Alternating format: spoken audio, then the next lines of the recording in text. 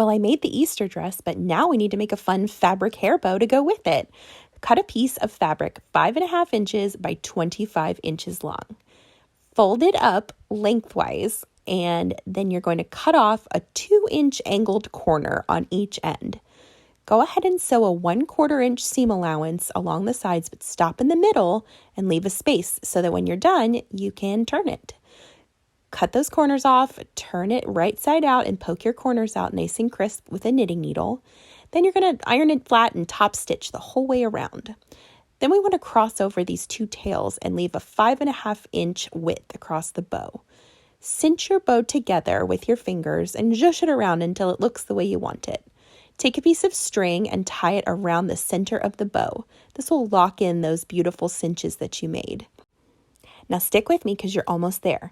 Cut a 2x4 inch rectangle, fold it in half, and then fold those raw edges towards the middle, and you'll have created a nice little centerpiece for your bow.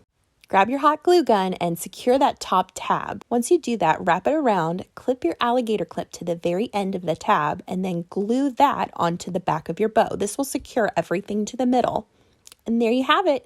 You've made a beautiful fabric bow that you can personally wear if you choose. Or I guess you can give it to your kid to match her beautiful Easter dress. Like and follow for more sewing adventures.